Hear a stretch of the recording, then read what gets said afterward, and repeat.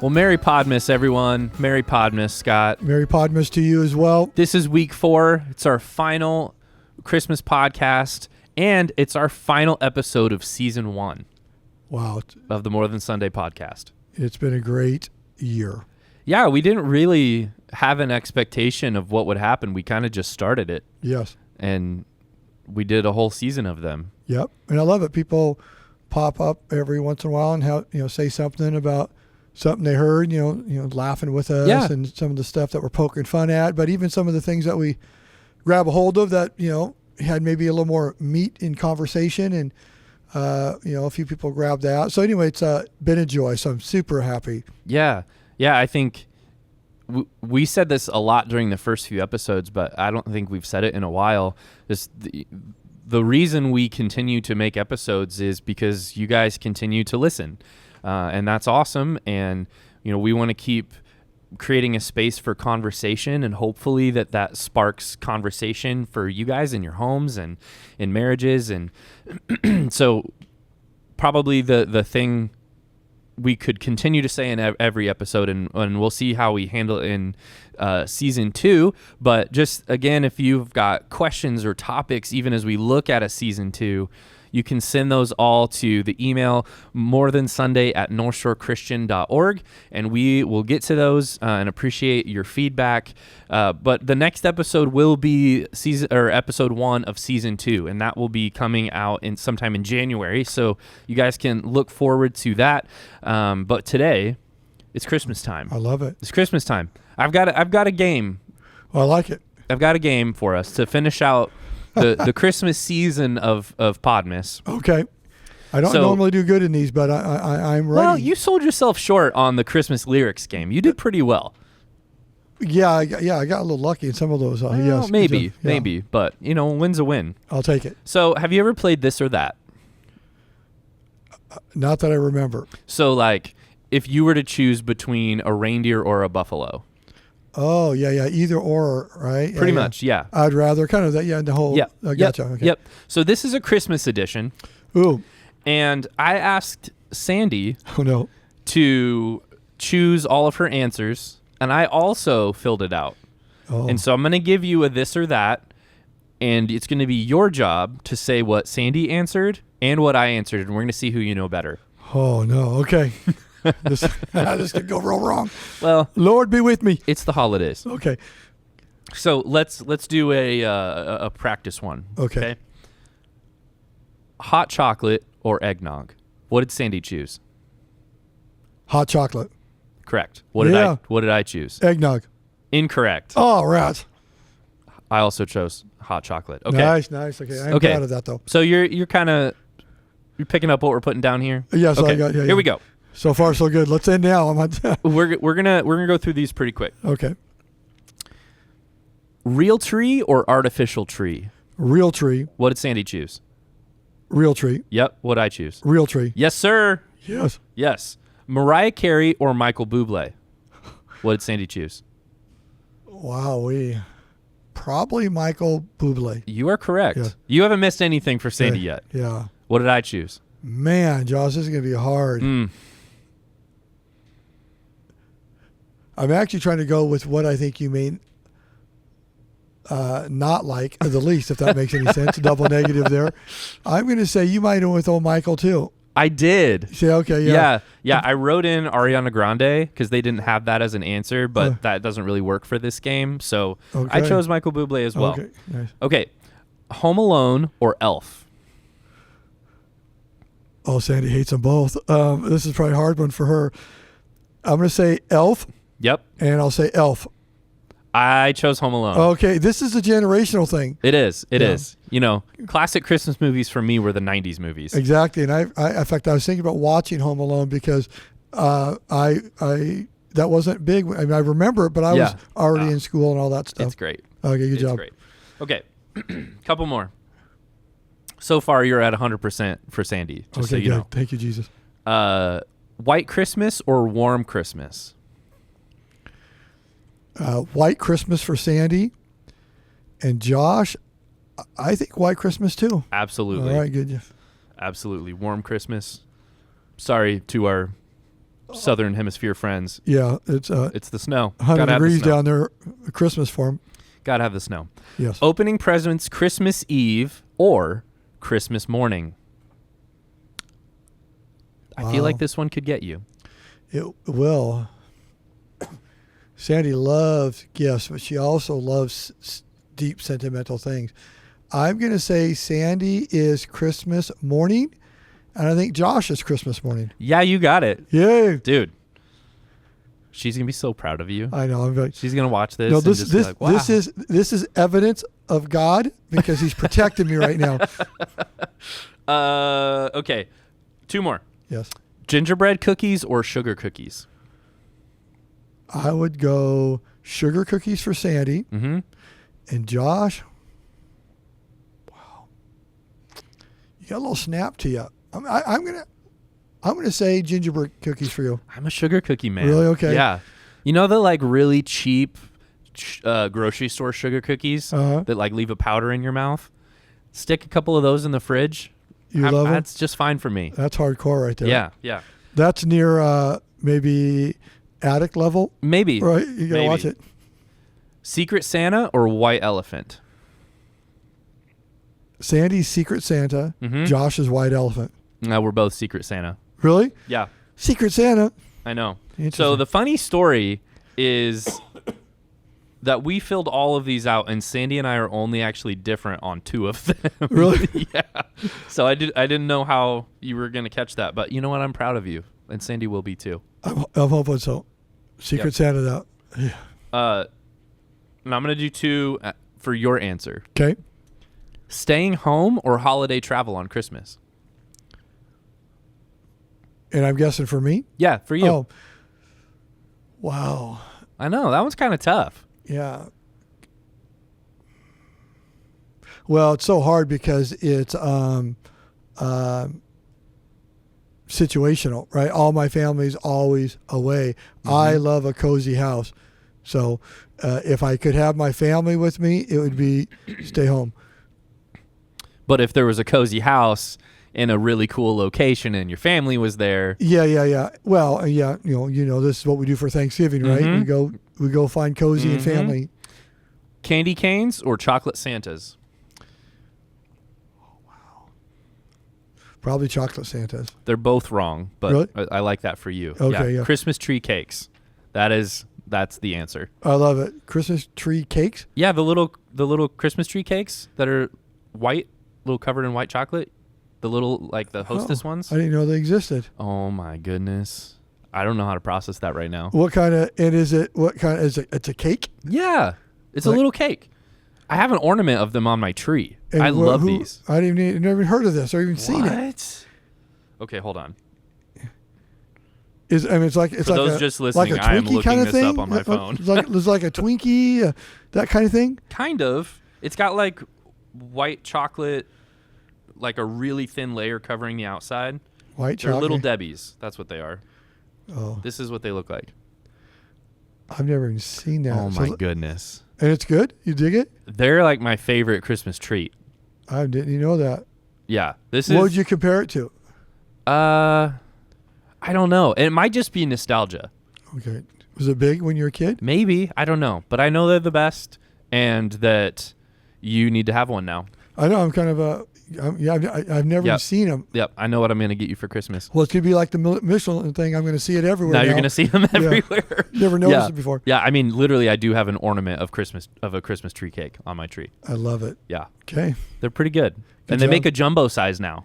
Oh no. It's 25% more cake when you just can't get enough. Sounds very American, right? It does. Yeah. Bigger. Yeah. Yeah. More. Well, bigger cake isn't always a bad thing. Yeah. Amen. Right there. Yep. So as we wrap up our 4 weeks of Podmas, Yes. it's been a lot of fun just being silly and talking about Christmas stuff. Love it. But just as Podmas comes to an end, so does the Christmas season. And in our home, Courtney's birthday is November 3rd. So Christmas goes up her birthday weekend. Oh, I love that. So we're like deep Christmas people. Yeah. And then as soon as it's over, it's like it was never here. It is Done? just gone. Yeah. Wow. Okay. So just kind of the question, what happens on December 26th? as followers of Jesus, as people who you and I, we love Christmas. Yes, what happens on December 26th? Yeah. What do we do with that? It all goes away. There's a sad, empty feeling. Yeah, your house looks just bare, right? I know. I always notice, like, oh man. And yet you just celebrated the greatest gift ever given, and all this waiting for him coming again. How do we carry Christmas into December 26th and on? Yeah, and there's a few things that jump to my mind. One, maybe a consumer warning, right? Make sure what you do headed toward that, meaning Christmas. At the end of the day, you're not so far in debt you wreck the rest of your year. True.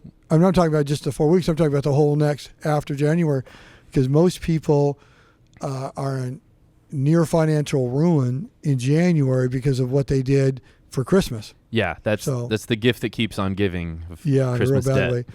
Well, and it, so in a sense is make sure that you are experiencing Christmas at the heart of what it is. It really is a free gift from heaven, right? But then within your means, all the traditions you put around that, within your means, because you can have an amazing, deep, deep Christmas without going into mass debt. So, it's encourage that, because then you don't wake up on the 26th like, oh no, how are we going to pay for all this? I know. Right?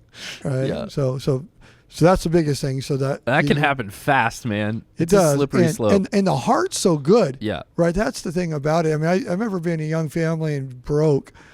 Man, you want to give your kids a good Christmas, right? And it consists of all the presents and all these things, and it is really hard to say, boy, this is gonna be tough. And then here comes the plastic, bing, boom, boom, and all of a sudden, here you go. So I know it's really hard. So you have to be intentional and understand as life goes on, you'll be able to, do more in the way of gifts if that's a thing. But that's the biggest thing. Is so what we're not going to carry into the 26th is crippling debt. Crippling from debt. Christmas. Amen. Yeah. So start with that. Yeah. So that's one. And I know it's Podmas, and so we have to get spiritual, but we have flexibility. And so I think this is, prepare relationally for the letdown. We were joking. I mean, it really is. It is a letdown. Well, you come in there and just so much focus, and you said, hey, after Christmas, it's all gone in your house. Ours is into January when we get there, but when that happens, it feels just barren. And you really notice the darkness, right? So I think you have an emotional preparation for that is, okay, all the hype, all the focus on Christmas is, okay, make sure you tend to the family emotionally. In fact, we need to start, like last podcast, is a tradition. Maybe there's a tradition of doing something like a family game night, something that says everything we experience going into this is tight family, doing things together.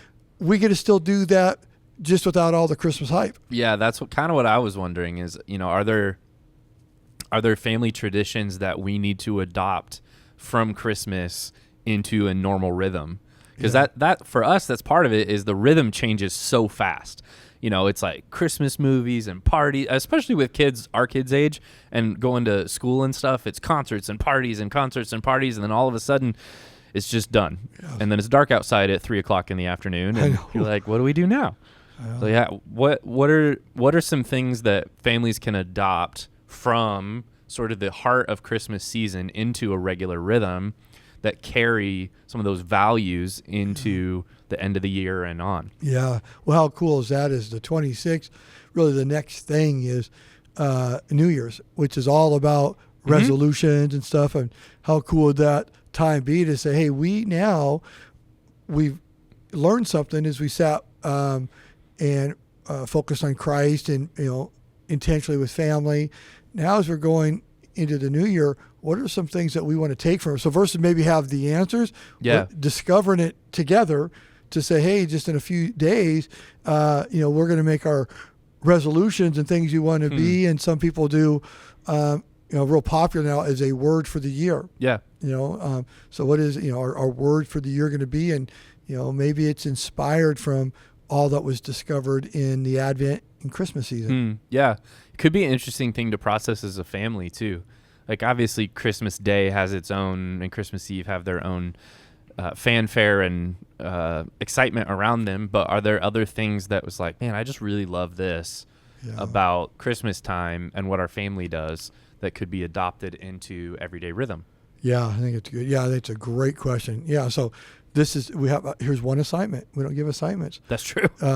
Nothing like the last episode of the season to do that, right? Say, hey, the 26th, here's what we're going to do, right?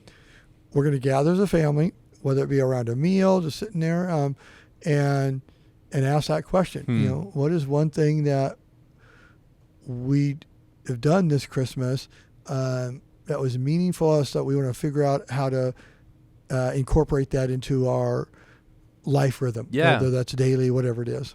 Yeah, I love that idea. Yeah, I'm trying to think of something that might be for us, even just what we're doing right now in the Christmas season. We do a lot more family activities during the Christmas season than we do kind of in the regular rhythm of school and student ministry and all the baseball and all the normal things we do. So that potentially could be something that we bring in to even how we Sabbath together, is looking for more scheduled, just like interesting family outings and doing unique stuff together. Yeah, you mentioned in the last Podmas is a tradition you had, is an Advent candle with an attribute of God. And then you talk about the right? calendar? Yeah, the Advent calendar. So imagine that into your guys' rhythm. Hey, we're going to sit here, we're going to talk about an attribute, a characteristic of God, and where do we see that? How do we, include that in our lives, whether it's just always being mindful of it or it's going to change our action somehow. But, how cool to have that piece, that's a cool idea. There's things like that, family, game night seems so, that's easy, but it's such a powerful thing. Mm-hmm. We have to do it a lot more during the holidays. Mm-hmm. I mean, there's no school and things like that. So trying to be intentional and having family nights, so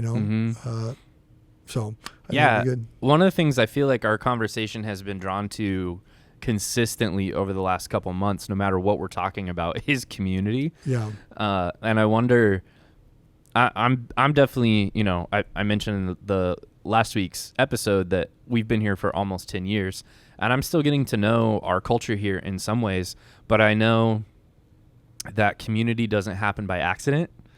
And it seems like having more reasons, like good, legitimate, fun reasons to gather might be a good thing. Yeah. To gather to have a meal together, or just watch a movie together, or do something as a family, but for our church as a life group, or for a small community of just friends and doing life together. Well, especially that intentionally for a community, but around Jesus, because one thing that makes Christmas so significant, of course, is such a Jesus focus, right? And you don't have to work at that; it just kind of is. Yeah. And I love it. And so, what if there was a very intentional, pointed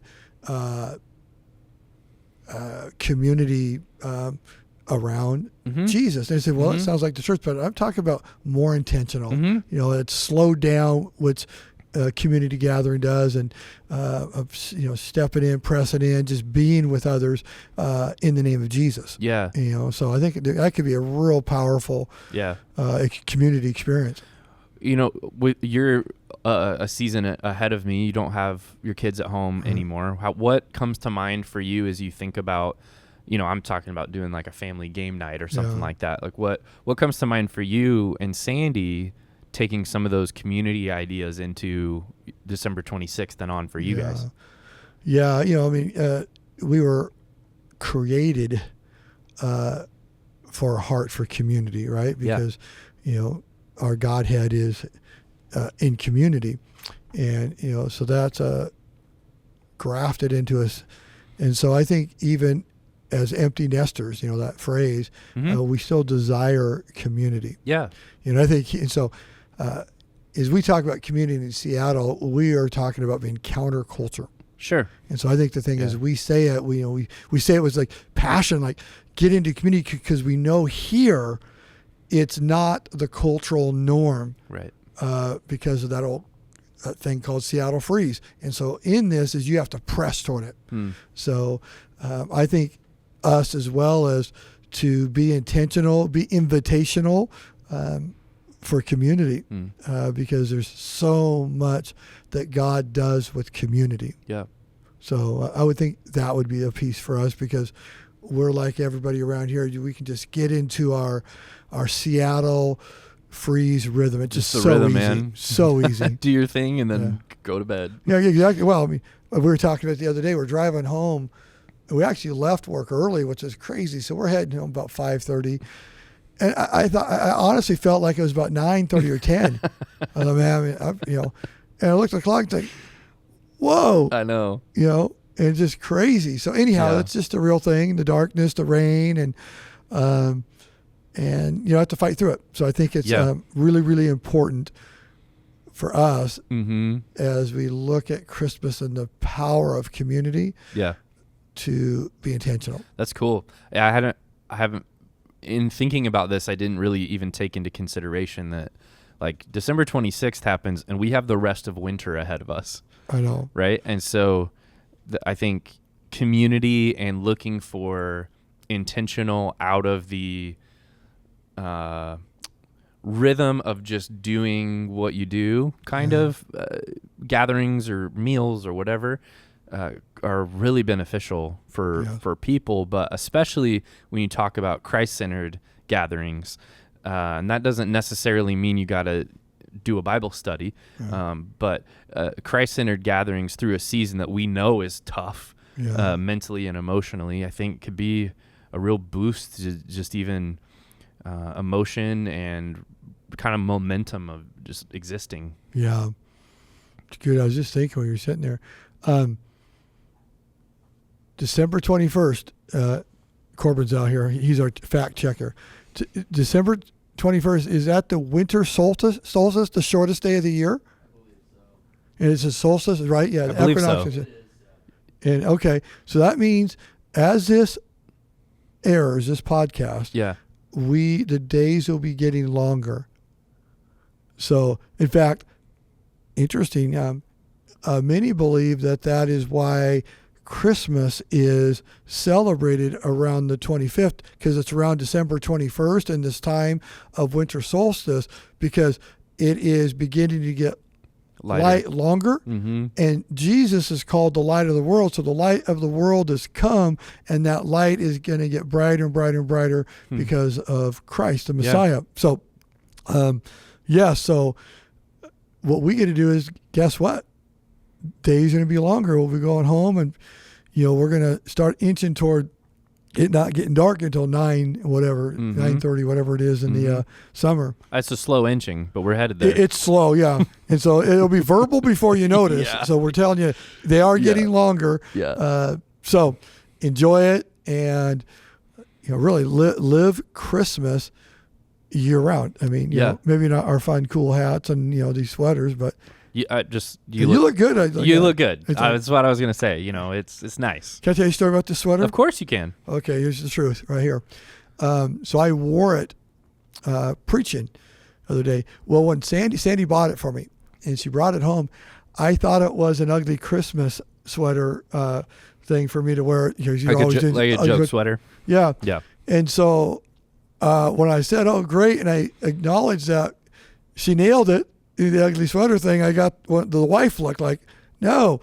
And it's like, oh man, it was a little bit of trouble. She's good, a little trouble. So what do I do with this? Because my eyes thought, oh, okay, an ugly sweater. He says, no, that's not what this is.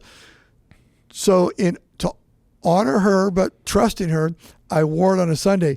I'm not joking you. I've got more compliments wearing this sweater. So people loved it. Did you People loved it? Okay. Yeah. Did I tell you the story about the guy from California? The brother watching. Yeah, the brother watching during the service. So he's watching live. His brother's watching in California, who doesn't attend North Shore. This is a guy that's new to North Shore. Even there live, he's watching, started coming. And he came up to me and just said, "Hey, I want you to know my brother was watching the service live." It's amazing. And listen, I'm going to be honest with you. I was waiting for that classic. The best message he's ever heard. That was heard. The best message ever. So my shoulders are rolling back. I was like, oh, yeah, here it comes. This is a good one. Oh, yeah. And I was, put that fake humility on. Here it comes. And then he says, he wanted me to tell you that he loved your sweater. Yeah, he did. I had to tell my wife that. I love it. And so when I told her that, her shoulders rolled back and did the old I told you so. Yep. So this has great meaning in our home right now, the sweater. But well, I think it's a great takeaway. It is. Sweaters. People love sweaters. Yes. So let's take that away from Christmas, and we can bring that into the year. Let's do it. Let's do it. You and I, sweater guys. I love what you said earlier, and I think it's a cool place to end, not just Podmas, but end the first season. Is you said a conversation around what can we take from Christmas into the rest of the year. Yeah, that's a cool place to stop. I think an encouragement to listeners to just sit with yourself or to ask with family and friends, what is something from this Christmas season that I can carry into the new year in my rhythm and my thinking and my relationship with Jesus. And I'm really excited for season 2. And so I'm starting to think about that already. So, what are some things that even from Podmas we can carry into season 2? Yes. We'll discuss. Yeah, and there's some huge news we have for season 2. Wait, I'm trying to build up a cliffhanger. Yeah. I've gotten on, but it's going to be crazy. We do have some new things in store. Is it? Do we? Okay. There's some new things in store. Cliffhanger. Yeah, so you can be excited about that. You don't want to miss it. In fact, we think you should be doing watch parties and listen parties. This will be big. It could be huge. Yeah, we'll do a premiere. Yes. of the episode. It'll be great. Yeah, who can we bring on that will just sell the house? I don't know. Somebody Michael. Great. Michael Bublé. Bublé. I can't say his name. Just like Bublé. We'll carry Michael Bublé from Christmas. When I say his name, I put too many B's in there. Yeah, I get that. I get the 2 B's going and about 3 or 4 roll in there. So that's way too many B's. We love you guys. Merry Christmas. Happy Podmas. Thanks for listening this year. Yeah. And take something from this Christmas into the new year. Amen. As Jesus blesses you guys. Love you guys. Merry Christmas.